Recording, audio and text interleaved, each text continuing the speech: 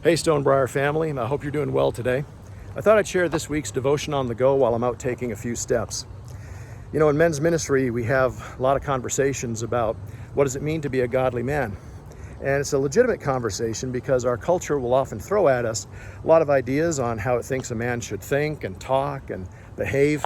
But I'd like to suggest to you 4 things that define a godly man. These are 4 things that I got from Dr. Dennis Rainey over a decade ago. And they were really easy to remember because he built these 4 things off of the word step.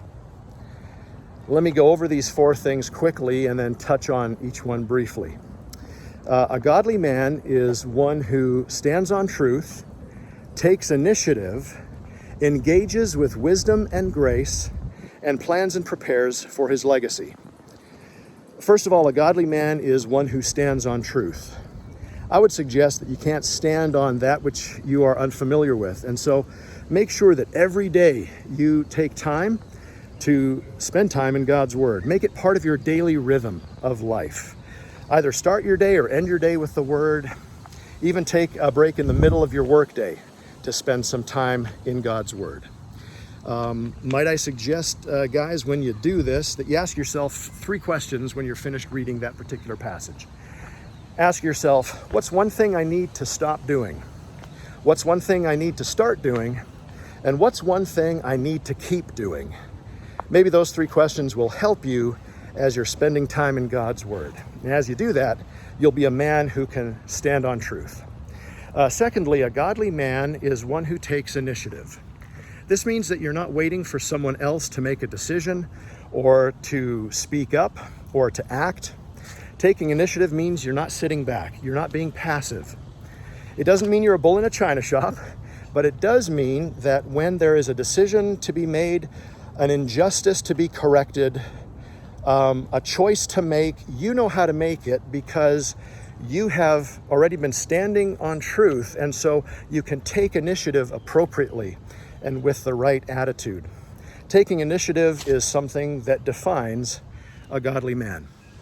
Third, a godly man engages with wisdom and grace. Wisdom is knowledge plus experience, which means you not only know what to do, but how to do it. Grace, of course, is that unmerited favor, that unconditional love that we have received from God. And so engaging with wisdom and grace essentially means that we are God's ambassadors. We are representatives of Christ here on earth. And so a godly man is going to engage in his daily rhythms of life, his daily routines with work, with family, with friends. He's going to do so in the way that Jesus did, with wisdom and with grace. Fourth, a godly man plans and prepares his legacy. Now, I know a lot of people think legacy is that which you think about toward the end of your life. A lot of folks think that maybe legacy is even something you don't think about, but you let other people define about you after you're gone. Might I suggest that legacy can start right now? What do you want your legacy to be like at the end of this week? Have you ever thought about legacy that way? If you do, it'll probably give you motivation for how you want to live your life this week. And let me tell you, week after week of living to glorify God, of thinking about your legacy as a godly man in the week to week, will help you end up with a legacy that is totally God-honoring by the time you get to the end of your life. So yes, a godly man plans and prepares for his legacy. I would add one word: today. Think about how you want to live your life today. All right, well, let's summarize those 4 things that define a godly man. A godly man stands on truth.